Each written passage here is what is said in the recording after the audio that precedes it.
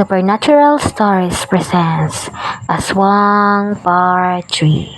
Finally went home, smelling the familiar air of my hometown, thinking that I'm finally free from all the aswang. But I know I'm not. I can feel it. The month of March in the year 2014, I gave birth to my youngest daughter. Creepy labor happened while giving birth to the sound of the dogs howling. I felt the pain at 4 p.m., so we immediately went to the maternity clinic. My second and third child was born in the maternity clinic.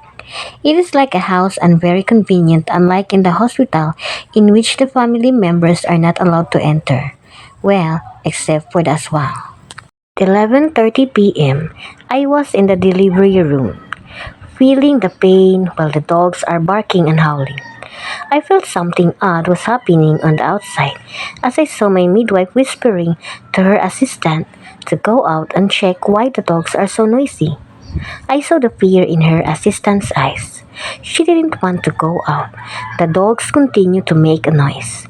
And for my safety, just in case there is an aswang outside, I uttered the Latin words that Brother Berto gave to me. Then, in just a blink of an eye, I saw a flash of shadow in the window. The window is made of jealousy, so I can vividly see if there's a shadow outside. All the hair of my skin stands up, feeling the tingling and chilling sensation. Aswang is there outside. They said, you can be under the hypnotizing. Aswang will enter your mind and will hypnotize your mind. Once you are under their spell, they will eat your baby with no mercy. So I keep my mind busy uttering the Latin words, then praying to God for my baby's safe delivery. The dogs never stop barking till I finally give birth and nothing happens. I'm very thankful for God's protection. On that very day of giving birth, I immediately went home. I can't stay any longer in the said place and spend another creepy night there. Later did I knew that the said maternity house had a successive case of mother and baby's death. It happened in the year 2013 and it's the month of March too. It was said that all pregnant women giving birth in the said place suffered from blood loss resulting in miscarriage and death of the babies, and sometimes both the baby and the mother died. They are very healthy and okay before going to the maternity house. Then after labor, some of them suddenly died. And thinking for my midwife and her assistant whispering in the middle of my labor, just maybe it's true that aswang will always be there whenever someone gives birth and eat the baby with no mercy. The assistant was so afraid to go out and she never did. After this incident, I thought that I will be free and done with this aswang, but I'm not. They are always hunting me.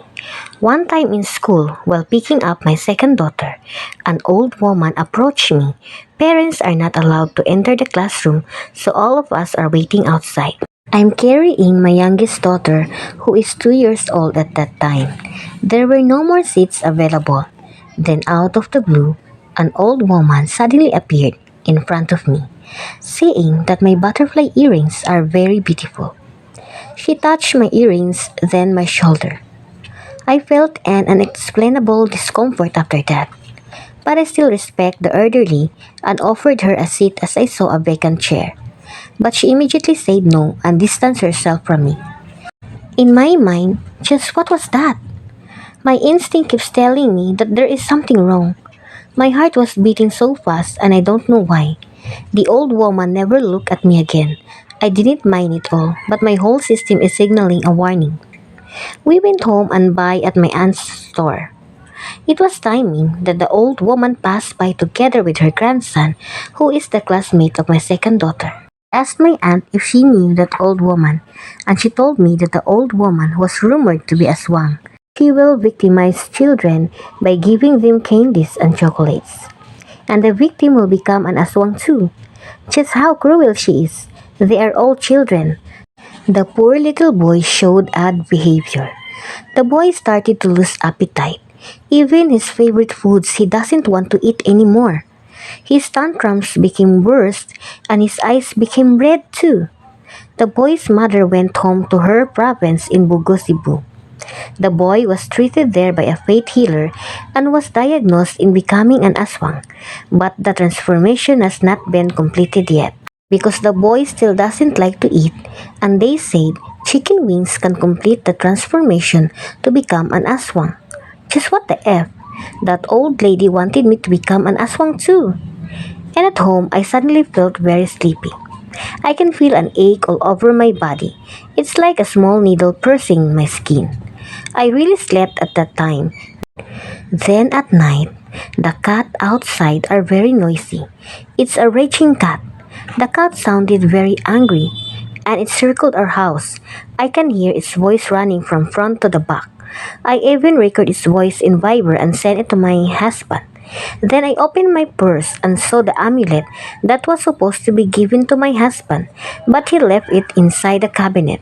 So I decided to use it and put it in my purse. Just maybe it will give me luck. It indeed gave me luck. Because of the amulet, the Aswang powers didn't conquer my whole system, or else I will become an Aswang too. That morning, I decided to see a faith healer, and he let me drink the special oil, the lana. 3 drops of lana in a hot water. If I vomit, that means that there will be a possibility that I will become an Aswang too. My hand was trembling while drinking the hot water with lana. Fortunately, I did not vomit. The faith healer asked me if I have a strong protection, like protection amulet. Then I remembered the amulet in my purse. Put it to him and he told me that it saved me from the aswang. Good thing I put it in my purse and was with me all the time. Later on, the pain of the piercing needle in my skin was gone. But the aswang was still there, always giving me a worried glance every time we will meet at the school. When my second daughter turned grade 1, the kids are also classmates with Aswang. Her grandson was a classmate again with my second daughter. What a coincidence. I decided to sew the amulet and attach it to the garter and tie it in my body so that it will always be with me wherever I go. I can easily know if a swan is near me, as the hair of my body will stand up, feeling an unexplainable cold tingling sensation. There was a time when I felt all my energy was very low and wanted to vomit.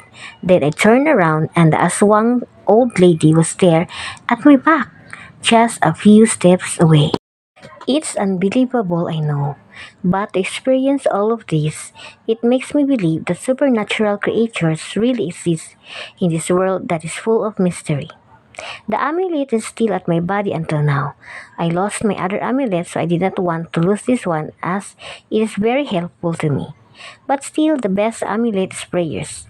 If we have a strong faith in God, evil cannot penetrate and harm our mind and body. Just a little reminder.